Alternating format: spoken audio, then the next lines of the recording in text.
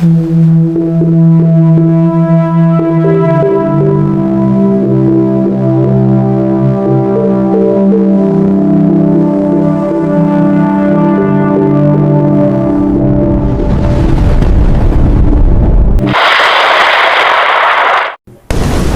araw po sa inyong lahat. Narito na pong pinakalitis nating update sa magigilagin ng panahon ngayong araw ng Martes, ika-21 ng Hulyo taong 2026. Base nga po sa ating pinakalitis satellite image, ang bagyo nating monitor sa may silangang bahagi ng ating bansa na nasa labas ng ating Philippine Area of Responsibility ay bagyo pa nga po itong humina sa mga nakalipas na mga oras, kung saan nga po isa na lamang nga po itong low pressure area sa labas ng ating Philippine Area of Responsibility. Ngunit mataas pa rin ang posibilidad na ito ay lumakas muli sa mga susunod pong oras, kaya naman maging alerto lang po tayo at maging updated. Kung saan nga po huling namataan po yan sa layong 1,730 km timog silangan ng Luzon. Nabase nga po sa ating pinakalitis track, posible nga itong pumasok ng ating Philippine Area of Responsibility sa mga susunod na mga araw. Kaya naman maging alerto lang po tayo sa mga posible pang pagbabago dito sa low pressure area, kung saan inaasan nga po natin kapag nasa loob na nga po ito ng ating Philippine Area of Responsibility ang siyang paglakas nga po nito, na posible nga itong mabuo bilang ganap na bagyo sa loob na po ng ating Philippine Area of Responsibility. At kung sakali nga pong ito ay mabuo bilang bagyo sa loob ng ating Philippine Area of Responsibility, ay bibigyan po natin ito sa local na bagyong Quiapo, na ating nga pong makikita sa pinakalitis track na posible nga po itong maglandfall dito sa may area ng Batanes and Babuyang Group of Islands. So yan po yung pinaghahandaan po natin sa mga susunod na mga araw na posible nga po itong maglandfall. Na posible nga po itong maglandfall dito sa may Northern Luzon, kung saan sa lugar po yan ng Babuyang Group of Islands, ay hindi po natin inalis ang posibilidad na kapag bumaba ang track, posibleng dumaan dito sa may Cagayan Valley Region, Apayao, papunta dito sa may Ilocos Norte. At yung bahagya naman umakyat dito naman po sa area ng Batanes ang ating inaasahan na posibleng maglandfall. So maging alerto lang po tayo at maging updated po tayo sa mga panibago naming ulat panahon namin lalabas. Ukol nga po dito sa sama ng panahon na nabuo dito sa may silangang bahagi ng ating bansa. Nabase nga po sa ating pinaka-satellite animation, makikita nga po natin dito ang pagpasok nitong low pressure area na ating inasan nga po pagpasok nga po dito ng ating Philippine Area of Responsibility ang siyang paglakas nga po nito, na posible nga po itong maging ganap na bagyo sa mga susunod na mga araw. Kung saan inasan nga po natin na kikilos nga po ito pahilagang kanluran, kaya naman inasan nga po natin na mas lalapit ito dito sa may silangang bahagi ng ating bansa. At inasan nga po natin habang nasa may silangang bahagi nga po ito ng ating bansa, papalakasin nga po nito ang hanging habag at nagmumula naman dito sa may kanluran bahagi ng ating bansa. Especially po yan dito sa may kanlurang bahagi ng Palawan, Occidental Mindoro, Aklan, Antique, Iloilo, Guimaras, Negros Occidental, Negros Oriental, Zamboanga Peninsula, Tawi-Tawi, Sulu, Basilan, Sultan Kudarat, South Cotabato, Sarangani, Davao Occidental. Naepekto nga lang po yan ng hanging habagat. Ating inasan nga po, napapalakisin nga po itong panibagong bagyo na papasok ng ating Philippine Area of Responsibility. Kaya naman maging alerto lang po tayo at maging updated lamang po tayo, dahil hindi lang po ang mga nabanggit na lugar ang siyang apektado ng panibagong bagyo na mabubuo dito sa loob ng ating Philippine Area of Responsibility. Ating inasan nga po, pagsapit ng Friday ay nasa loob na nga po ito ng ating Philippine Area of Responsibility, na siyang inasan nga po natin na ganap na nga po itong bagyo. Natin makikita nga po sa pinaka satellite animation na posible nga itong dumaan dito sa may area ng Babuyang Group of Islands, na siyang hagip nga po nito ang ating mga kababayan, especially dito sa may area ng Ilocos Norte, Apayao, Cagayan Valley Region, Isabela, Kalinga, Abra at Batanes. Nahagip nga po yan tinatawag nating cone of probability, yung sakop nga po ng hangin habang dumadaan ang sentro dito sa may area ng Babuyang Group of Islands. Kaya naman maging alerto lang po tayo, dahil hindi lamang po ang sentro ang ating pinaghahandaan, ganun din nga po ang paglakas ng hanging habagat na siyang makakapekto dito sa may kanlurang bahagi ng ating bansa, na siyang magdadala po yan ng mga katamtaman hanggang sa mga malakas na mga pagulan na maaari pong magdulot ng mga pagbaha sa mga mababang lugar at pagguho naman ng lupa sa mga bundok na lugar. Kaya naman maging alerto lang po tayo sa mga panibago naming ulat panahon namin lalabas. Ukol nga po dito sa sama ng panahon na posibleng nga pong maging ganap na bagyo sa mga susunod na mga araw. na ating inasan nga po na ating makikita sa pinaka-latest satellite image. Pagdaan nga po dito sa may area ng Batanes ay posible ng ganap na bagyo na ating makikita na mas malakas nga rin po dahil makikita nga po natin na may sentro na nga rin po ang panibagong bagyo sa pagdaan nga po dito sa may area ng Batanes ng Babuyang Group of Islands, kung saan nga po inasan nga po natin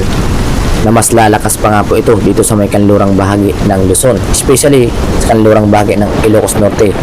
na ating makikita nga po napapalakasin nga rin po nito ang hanging habagat na siyang makakaapekto sa halos buong bahagi ng ating bansa.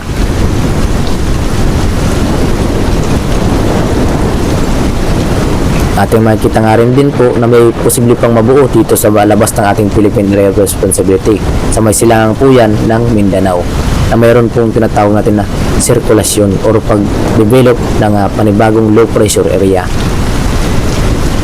Kaya naman, maging alerto lang po tayo at maging active lamang po tayo sa mga panibago naming ulat para namin lalabas upang makapaghanda po tayo ng maaga at makaiwas po tayo sa malubhang epekto ng panibagong bagyo. At para naman sa maging lagyan ng panahon yung araw dito sa Luzon, asahan pa rin po natin, makakaranas pa rin po tayo ng maliwalas na panahon kasi nasamahan po yan ng bagyang maulap na paporin, especially dito sa may kanlurang bahagi ng Luzon. Sa lugar po yan ng Ilocos Norte, Ilocos Sur, Abra, ay nasan nga po natin makakaranas pa rin po ng bagyang maulap na paporin na sinasamahan po yan ng mga localized thunderstorm or mga kalat-kalat na mga pag-ulan. Kaya naman maging alerto lang po tayo sa mga banta pa rin ng mga biglaang buhos na mapaulan, especially pagsapit ng hapon at gabi. Para naman sa magiging agwat ng temperatura dito sa may Legazpi, 26 hanggang 33 degrees Celsius, Tuguegarao 25 hanggang 36 degrees Celsius, Lawag 25 hanggang 31 degrees Celsius, Baguio 16 hanggang 24 degrees Celsius, Metro Manila 25 hanggang 32 degrees Celsius, Tagaytay 22 hanggang 30 degrees Celsius sa ating inasan na agwat ang temperatura. At para naman sa magiging lagay ng panahon araw dito sa Palawan, Visayas, and Mindanao, sa kasalukuyan nga po, inasan pa rin po natin makakaranas pa rin po ng bagyang maulap na paporin ang lugar ng Puerto Princesa at Calayan Islands, kung saan nga po meron po tayong inasan na temperatura na maabot sa 25 hanggang 31 degrees Celsius. Samantalang dito naman sa may Visayas, inasan nga po natin makakaranas nga po ng bagyang maulap na paporin kasi nasamahan po yan ng mga kalat-kalat ng mga paulan, especially dito sa may kanlurang bahagi ng Visayas. Sa lugar po yan ng Antique, Aklan, Capiz, Iloilo, Guimaras, Negros Occidental, Negros Oriental, including Siquijor, Cebu, ay makakaranas po yan ng bagyang maulap na paporin kasi nasamahan po yan ng mga kalat-kalat ng mga paulan. Nadulot nga po nitong hanging habagat na patuloy pa rin ang umiral dito sa may kanlurang bahagi ng ating bansa kasi nagdadala po yan ng mga mauulap na paporin na kung saan kapag natapat sa inyong lugar, nakakaranas po tayo ng mga katamtaman hanggang sa mga malakas na mga pag-ulan na posible pa rin magdulot ng mga localized flooding or mga biglaang pagba sa mga mababang lugar na hindi naman po yan tumatagal. At para naman sa magiging agwat ang temperatura dito sa may Tacloban, 26 hanggang 33 degrees Celsius, samantalang dito naman sa may Iloilo, 24 hanggang 32 degrees Celsius, Cebu 25 hanggang 32 degrees Celsius. Kung saan nga po, inasan nga po natin dito sa may silangang bahagi ng Visayas ay makakaranas pa rin ng maliwalas na panahon ngayong umaga hanggang tanghali, ngunit pagsapit ng hapon at gabi, maging alerto pa rin po tayo sa mga localized thunderstorm kasi magdadala po yan ng mga biglaang buhos ng mga pag-ulan. At para naman sa magiging lagay ng panahon dito sa may Mindanao, inasan nga po natin makakaranas po tayo ng maulap na paporin lalong-lalo na dito sa may area ng Tawi-Tawi, Sulu, Basilan, Zamboanga del Norte, Casamis Occidental, Zamboanga del Sur, Lanao del Norte, Lanao del Sur, Maguindanao, Sultan Kudarat, South Cotabato, Sarangani, including Davao Occidental. Naepekto nga po yan ng hanging habagat na patuloy pa rin ang umiral dito sa may kanlurang bahagi ng ating bansa na siya nagdadala po yan ng mga localized thunderstorm. Na kung saan nga po yung sirkulasyon nga po ng tinatawag natin ng low pressure area ay bagya nga pong hinihila ang hanging habagat. Kasi nga pong dumadaan dito sa may nasabing area, dito sa may Tawi-Tawi, Sulu, Basilan, at kanlurang bahagi ng Mindanao. Kasi nga inasan nga po natin pagsapit ng hapon at gabi, mas mataas na nga po ang posibilidad na mga maulap na paporin kasi nasamahan po ng mga kalat-kalat ng mga pag-ulan dito sa may silangang bahagi na po ng Mindanao. Especially po yan dito sa may area ng Dinagat Island, Surigao del Norte, Agusan del Norte, Surigao del Sur, Agusan del Sur, Compostela Valley, Davao Oriental, Davao, Davao del Sur, at Davao Occidental. Nadulot nga po yan ang paghila nitong low pressure area ng hanging habagat na siyang nagdadala po yan ng maulap na paporin o mga cloud cluster na siyang nararanasan po natin ng mga biglaang buhos ng mapagulan. nakasalusbong bagyo po yan ang ating bansa. At para naman sa magiging agwat ng temperatura dito sa may Davao, 24 hanggang 32 degrees Celsius. Cagayan de Oro, 25 hanggang 32 degrees Celsius ang ating inasanang temperatura. Samantalang dito naman sa may Zamboanga Peninsula, 24 hanggang 31 degrees Celsius ang ating inasanang agwat ng temperatura. At para naman sa magiging lagi ng panahon yung araw dito sa ating karagatan, sa kasalukuyan nga po wala pa rin po tayo nakataas na gale warning sa kahit anong baybay ng ating seaboard, na kung saan mayroon po tayong inasala na slight to moderate ang ating mga pag-alon sa mga baybay ng ating karagatan. Kaya naman po malaya pa rin po makapaglalay ng ating mga kababayan mga isda sa kahit anong baybay ng ating seaboard. Ngunit maging alerto lang po tayo sa mga banta pa rin ng mga localized thunderstorm ang nagbibigay ng mga pagtaas ng alon ng ating karagatan kapag may mga localized thunderstorm po tayong inasahan. Especially nga po dito sa may kanlurang bahagi ng ating bansa na may taas ng mga pag-alon, umaabot lamang po yan sa 0.6 hanggang 1.8 meters ang taas ng mga pag-alon ng ating mga baybayin.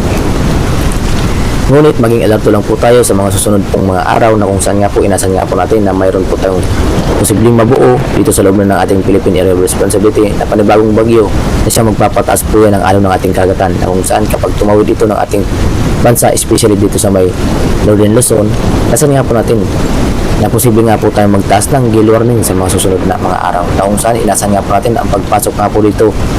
ng panibagong bagyo sa ating Philippine Area of Responsibility pagsapit po yan ng Friday, na kung saan kapag ganap na po itong bagyo sa loob ng ating Philippine Area of Responsibility ay bibigyan na nga po natin ito sa lokal na bagyong Quiapo. At yan nga po ang pinakalitis nating update sa magiging lagi ng panahon yung araw ng Martes, 21 ng Hulyo taong 2026. Maraming salamat sa inyong lahat, at kung sakaling bago pa lamang kayo sa aming YouTube channel, huwag kalimutan mag-subscribe para ma-notify po kayo sa mga panibago namin ulit panahon namin lalabas ukol nga po dito sa panibagong bagyo na posibleng mabuo sa loob na ng ating Philippine Area of Responsibility ng panibagong bagyo na siyang makaka-apekto nga po yan sa ating bansa. Kaya naman maging alerto lang po tayo upang makaiwas po tayo sa malubhang epekto at makapaghanda po tayo ng mas maaga. Maraming salamat and God bless us all. Ingat po tayong lahat.